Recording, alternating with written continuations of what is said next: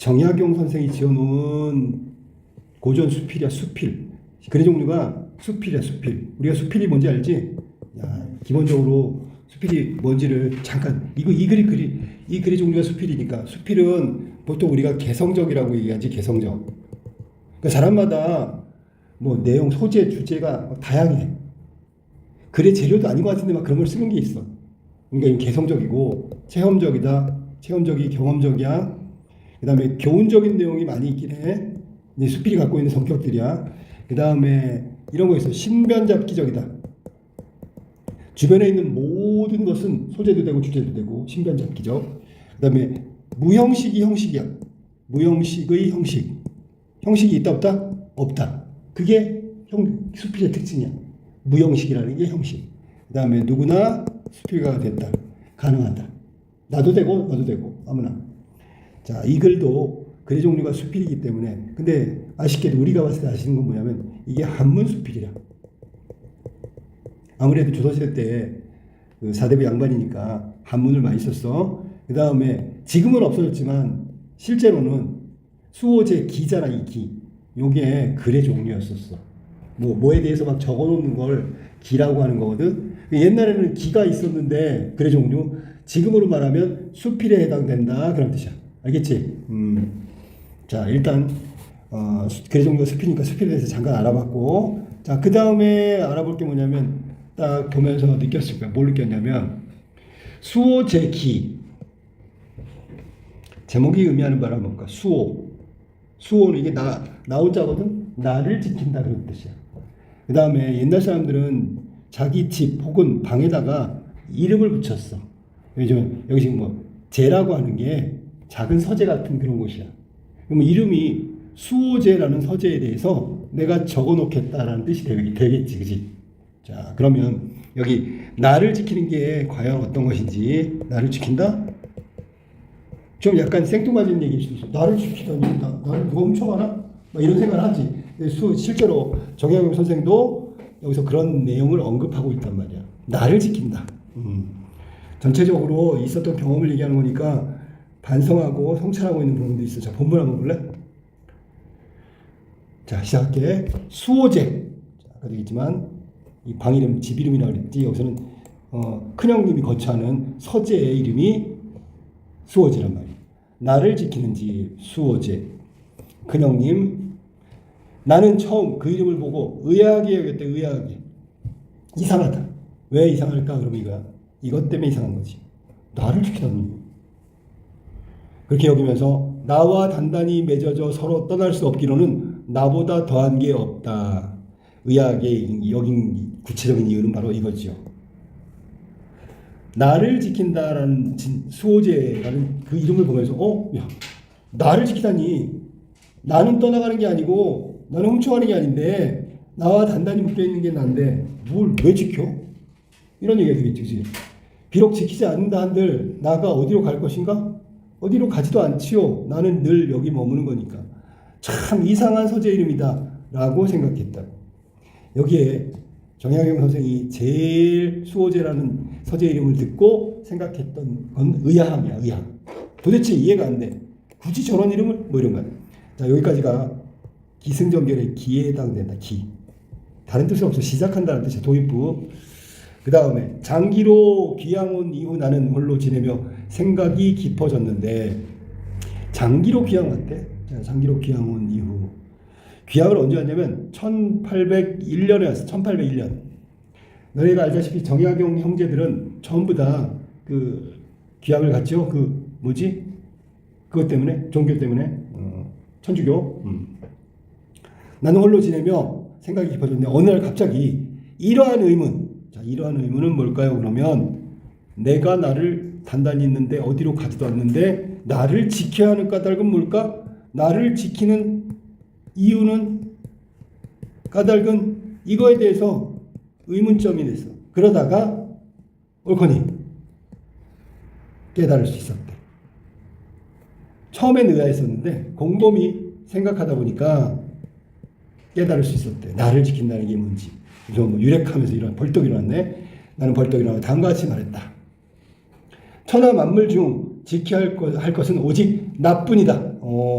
요게 바로 깨달음의 내용이네. 나를 지켜야 하는 게 오직 나뿐이다. 이걸 깨달은 거예요. 그래야 되겠네. 내 밭. 자, 그럼 봐봐. 여기 나가 있고요. 나는 지켜야 돼요.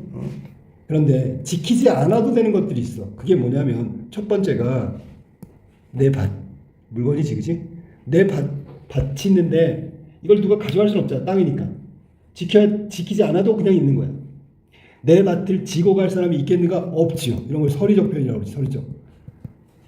강조하고 있는 거야. 내 밭은 누가 지고 등에 지고 도망갈 사람이 있겠는가? 정답은 없다요. 없다를 강조하는 거지. 그러니 밭은 지키지 않아도 된다. 첫 번째 지키지 않아도 되는 건 내 밭. 두 번째 내 집. 이건 두 번째. 지고 달아날 사람이 있겠는가? 역시 없다지. 지키지 않아도 된다. 그런 얘기야. 그러니 집도 지킬 필요가 없다. 그 다음에 또 지키지 않아도 되는 거. 동산의 꽃과 나무, 과실나무들. 얘는 지키지 않아도 돼. 사실은 과일 훔쳐가긴 하는데 여기서의 의미는 그걸 자체를 누가 통째로 가져가겠는가? 아니죠. 그리고 게다가 나무 뿌리는 땅속에 깊이 박혀 있는데 이걸 뽑아갈 사람이 있겠는가? 없다. 그런 얘기야. 그러니 지킬 필요가 없지요. 그 다음에 네 번째 책이야. 내 책도 물론 책을 훔쳐갈 수 있어. 책 속에 담긴 사상. 예를 들어 어떤 사람이 여기 옛날이니까 공자님의 생각이 담겨 있는 책을 읽었어. 책은 훔쳐가지만 그 공자님의 사상이나 철학이나 이건 머릿속에 있기 때문에 훔쳐갈 수가 없단 말이야. 그러니까 지키지 않아도 되는 네 번째가 바로 책이란 말이야. 성현의 경전에 세상에 퍼져 있어. 물과 불처럼 흔한데 누가 능히 없앨 수 있겠는가? 없앨 사람은 없다. 내 옷과 양식을 도둑질하여 나를 궁색하게 만들 수 있겠는가? 이것도 지키지 않아도 돼요. 이게 바로 다섯 번째, 지키지 않아도 되는 것이야. 나의 옷과 내 옷과 양식 훔쳐가서 내가 궁색하게 되겠는가? 천하의 실이 모두 내 옷이 될 수 있고, 그러니까 여기서의 옷과 양식은 내 옷을 내가 입는 옷을 완전히 이 세상에 없앨 수는 없다. 내가 먹는 양식들 이 세상에 완전히 없앨 수 없다 그런 얘기야. 그러니까 완전히 없앨 수 없으니까 지킬 필요가 없다 그런 얘기야. 실은 옷이 되는 거고요. 됐지? 그다음 모든 곡식은 다 내 양식으로 쓸 수 있는데 굳이 지킬 필요가 없다. 도둑이 훔쳐간다 한들 하나 둘 일부라니 조금 훔쳐갈 수 있겠지. 근데 천하의 모든 옷과 모든 곡식을 없앨 수는 없다. 그러니 지킬 필요가 없다는 얘기야. 따라서 천하 만물 중에 꼭 지켜야만 하는 것은 없다. 전부 다 1부터 5까지는 모두 지키지 않아도 되는 거고요. 요거의 반대는 나란 말이야. 나는 지켜야 한다고. 사람들이 있잖아. 천하 만물 중에 꼭 지켜야 할 게 없는 이유는 뭐냐면 다 훔쳐갈 수도 없어. 그 다음에 훔친다고 해도 이 세상에 모두 없앨 수 없는 거야. 있어. 훔쳐가봐야 일부 하나 둘이야. 그러니 지킬 필요가 없다 그런 얘기야. 그러나 유독 나라는 것은 그 성품이 달아나기를 잘하며 출입이 무상하다. 자, 첫 번째 성품이 있잖아. 달아나기를 잘하며 출입이 무상하다. 출입 들어왔다 나갔다 하는 게 시도 때도 없어. 성품이 달아난다는 게 뭐야? 어떤 사람이 되게 양심적인 사람인데 갑자기 경찰이 와가지고 협박을 한 거야. 그랬더니 양심을 팔아버렸어. 이 달아나는 거야. 아주 근면한 사람인데 검소한 사람인데 갑자기 로또 복권 났더니 흥청망청 써대. 이게 성품이 달아난 거야. 이렇게 성품이 잘 달아나고 출입이 무상하니까 지켜야 되겠지. 첫 번째 이유 지켜야 된단 말이야. 아주 친밀하게 붙어있어 서로 배반하지 못할 것 같지만 그냥 평소에는 그 성격, 그 성품, 유일한 나이잖아. 유독 나라고 했으니까 나의 본질이 변하지 않을 것 같은데 잠시라도 살피지 않으면 어느 곳이든 가지 않는 곳이 없다. 아무데나 다 가버린단 말이야. 여기서는 달아난다, 변한다. 그러면 어느 곳이든지 가지 않는 곳이 없다. 이건 얘기는 변한다 그런 얘기야. 나의 성품, 나의 본질이 달라진다 그런 얘기야. 그러니 쉽게 달라지고 쉽게 변하니까 지켜야 되겠지. 그 얘기한 거야. 자, 그러면 어떤 때 달라지는지 한번 볼까? 첫 번째, 이익으로 유혹하면 떠나버리고 위험과 재앙으로 겁을 주면 떠나가버리고 질탕한 음악소리 떠나가버리고 미인의 예쁜 얼굴과 요염한 자태만 봐도 떠나간다. 그러면 이런 상황이 오면 이런 경우에는 쉽게 변하고 어디든지 가지 않는 것이 없다라는 위에 말하고 일치하는 거지. 계속 자신의 본질을 지킬 수 없음을 얘기한 거야. 또 중요한 게 뭐냐면, 그런데 한 번 떠나가면 돌아올 줄 몰라. 자, 밑줄 한번 쳐볼까? 한 번 떠나가면 돌아올 줄 몰라.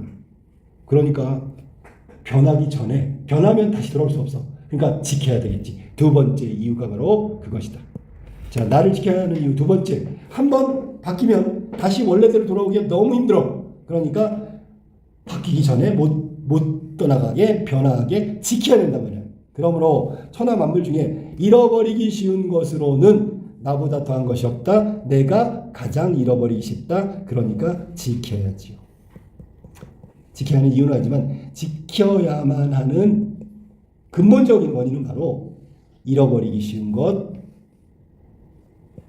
그게 바로 나니까. 나를 지킬 수밖에 없다. 그런 얘기야. 그러므로 천하 만물 중에 잃어버리기 쉬운 것은 나. 그러니까 나만 한 게 없으니까 지켜야 돼. 그러니 꽁꽁 묶고 자물쇠로 잠가 나를 굳게 지켜야 하지 않겠는가? 지켜야죠. 이것도 역시 서리법이고 지켜야 하지 않겠는가? 지킴을 강조하고 있는 거예요. 서리법은 우리한테 스스로 대답하게 만드는 거기 때문에 여기서는 꽁꽁 묶고 자물쇠로 잠가. 그래서 꼭꼭 지켜야 돼. 그게 반드시 필요하다는 걸 강조하고 있는 거예요.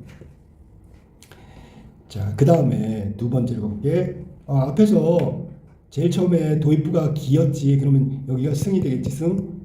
그리고 여기 나와 있는 지금부터가 기승전결의 전이 되는 거야. 이 기승전결은 그냥 1, 2, 3, 4라고 생각해도 돼. 알았어?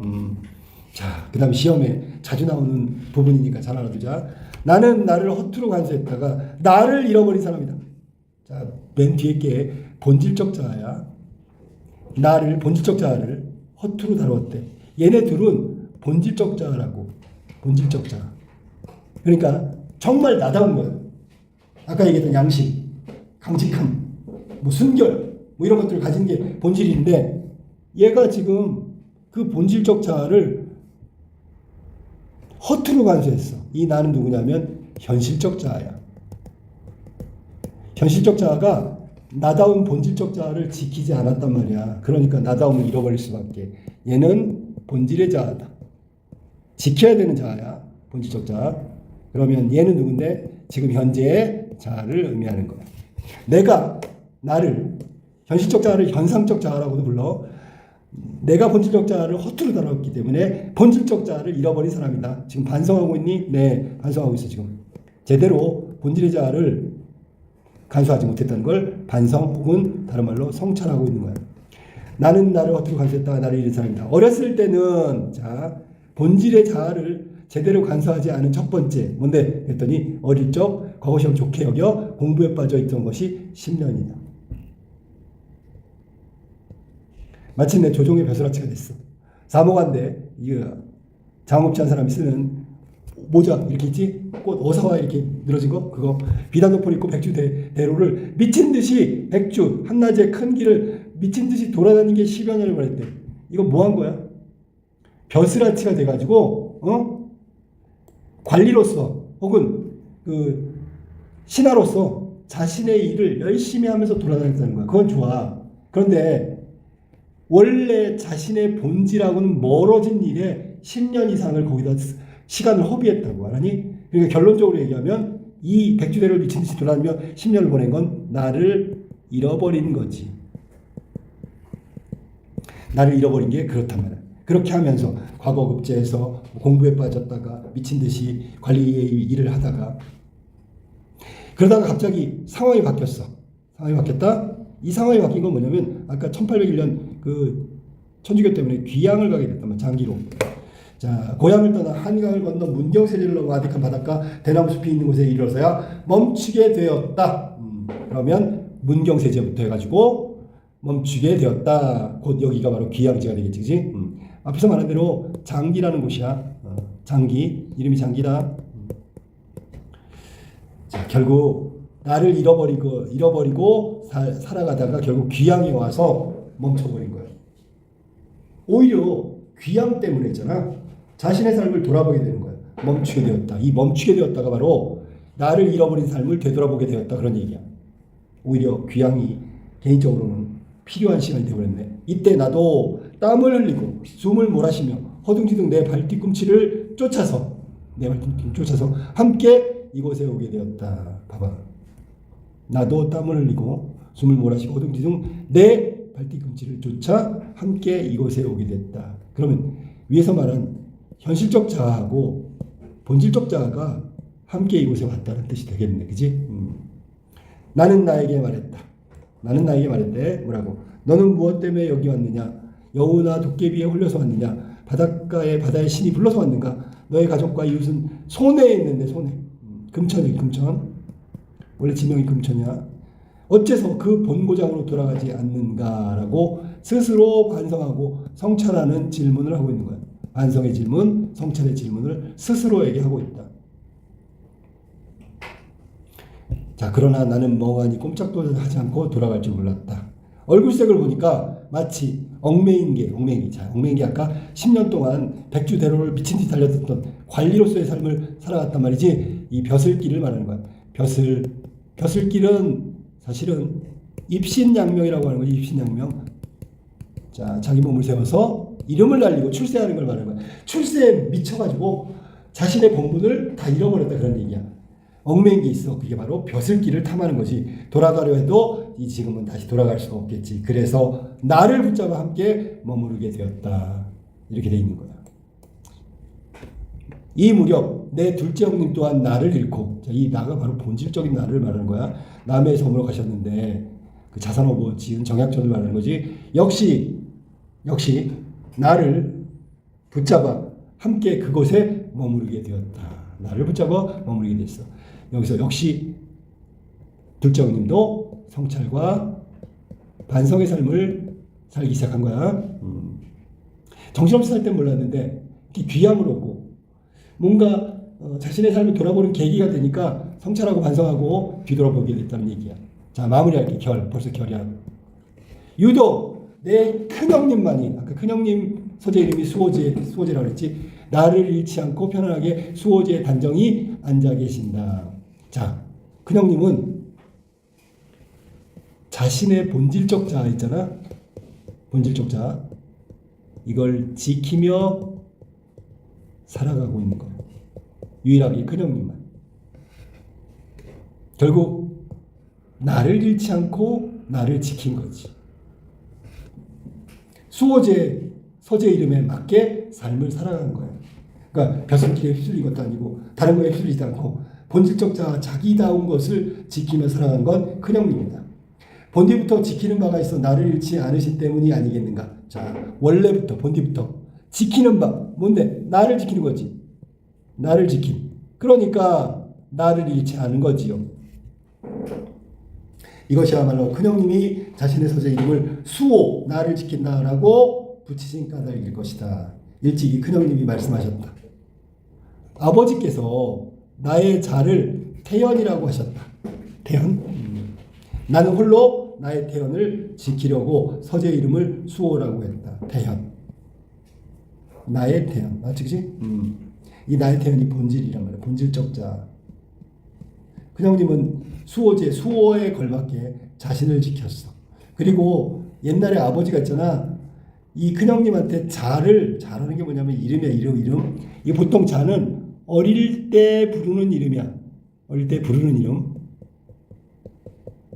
그러면 호가 있잖아. 호. 본명이 있고 호. 이건 좀 나이 먹고 점잖게 부르는 게 호야. 이건 자는 친구끼리 맞부르는 이름이라고. 근데 아버지가 나의 자를 태연이라고 하셔서 태연이라고 딱 지었단 말이야. 이 얘기는 태현이라는 게 클때자에다가 거물현자를 썼는데 심오한 깊은 이한, 그 다음에 현묘한 이치를 말하는 거다. 원래 이 태연이란 말 뜻이 그런 뜻이야. 그러니까 너는 심오하고 현묘한 이치를 따랐으면 좋겠다. 그 현묘한 이치가 뭘까? 그러면 여기서는 나의 태연 자신을, 본질적 자아를 지키는 것이라는 뜻이 아닐까? 서재 이름도 수호라고 하고 큰형님이 이렇게 수호, 자기를 지키는 것을 계속해서 이어가고 있었단 말이야. 나하고 둘째 형님하고는 다르게 됐죠. 이는 그 이름 지은 뜻을 말씀하시는 것이다. 자, 그 다음에 맹자님 나왔어. 맹자.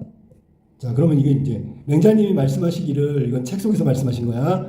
그럼 명구 혹은 명언을 인용하고 있다. 그럼 맞았어. 인용.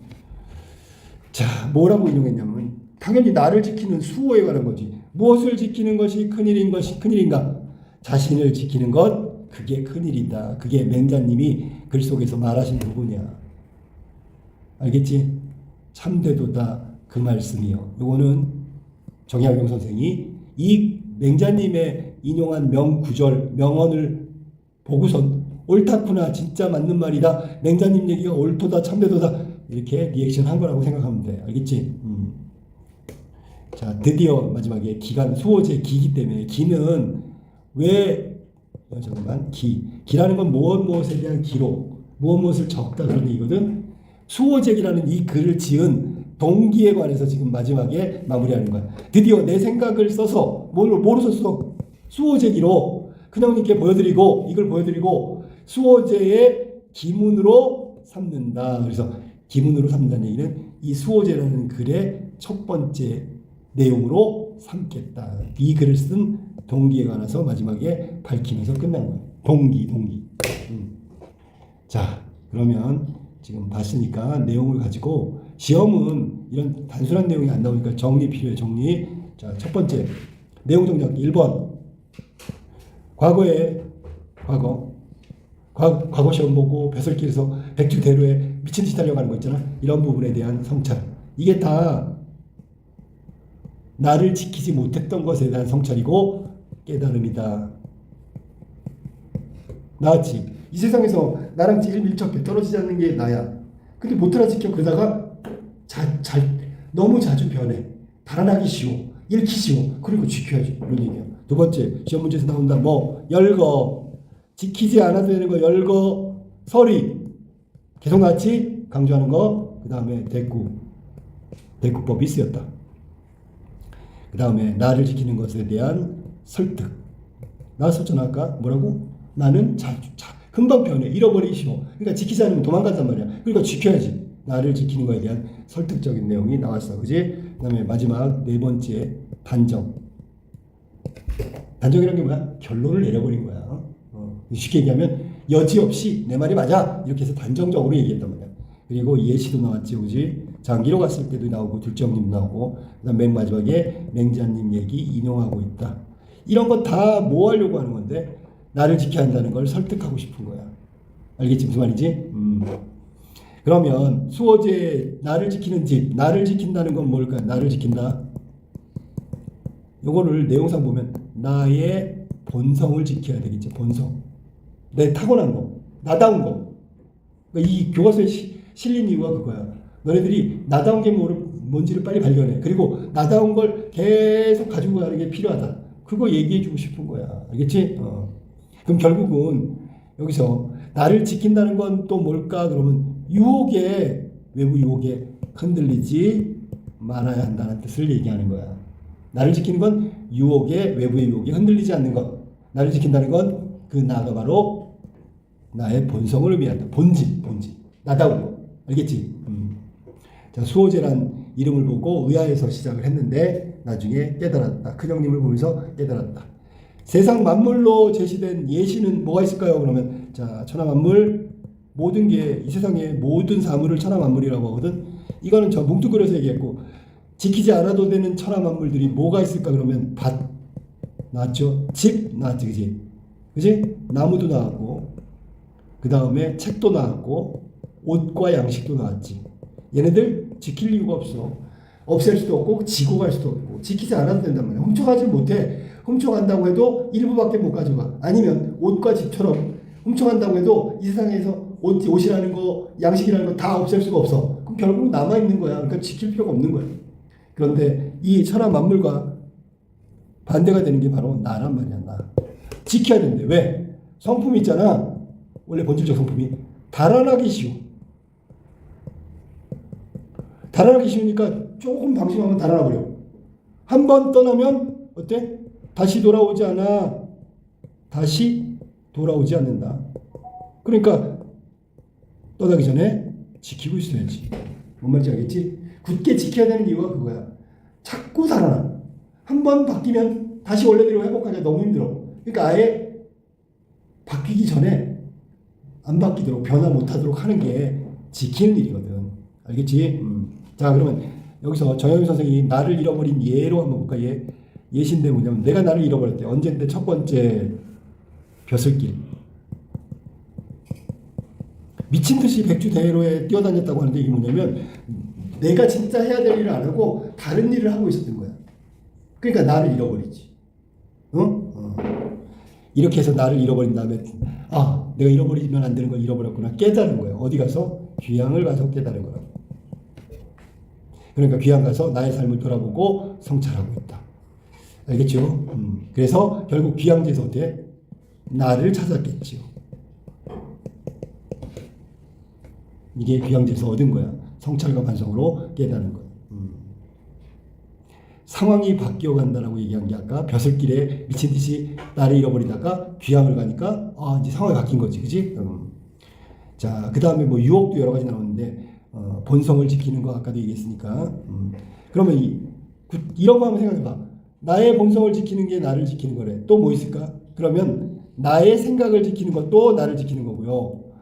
나의 생각뿐만 아니라 나의 주관도 지킨다면 이게 바로 나를 지키는 거야. 나다움을 지키는 거야. 유혹에도 흔들리지 않고 나를 지킨다는 건 본성을 지키는 거고 나의 생각을 지키는 거고 나의 주관을 지키는 거다. 알겠지? 이 수호제기 내용이야.